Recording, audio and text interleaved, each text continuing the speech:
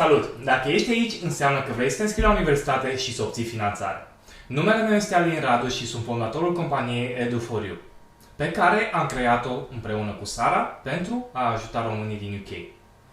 Te rog, urmărește acest video cu atenție și urmează pașii. Durează doar câteva minute și ai toate detaliile de care ai nevoie pentru a lua cea mai bună decizie și pentru a vedea dacă ești eligibil să studiezi în UK. Să începem! Pentru a aplica la universitate în UK, trebuie să ai settle, pre-settle sau pașaport britanic. Te rog, selectează o variantă de mai jos.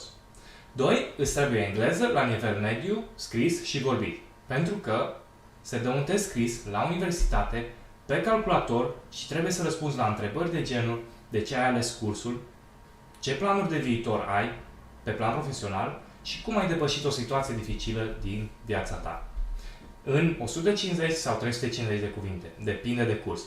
Fiind pe calculator, te poți folosi de corector. Dacă scrii un cuvânt greșit, se subliniază cu roșu și poți da click pe el și alege varianta corectă. Selectează, te rog, cum te descurci cu engleza. 3. Dacă ai peste 21 de ani, nu ai nevoie de niciun fel de diplomă. Dacă ai între 18 și 21 de ani, pentru a aplica ai nevoie de diplomă de BAC sau Level 3, în original, sau 2 ani lucrați în UK pe care trebuie să-i dovedești cu P60 sau închideri de ani. Te rog, selectează vârsta ta.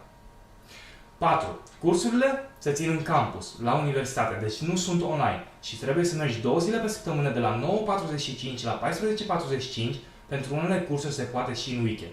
Sau 3 seri de la 18 la 21. Te rog, selectează unde vrei să studiezi.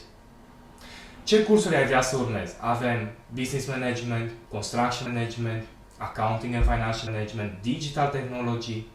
Te rog, selectează un curs și ne vedem pe pagina următoare.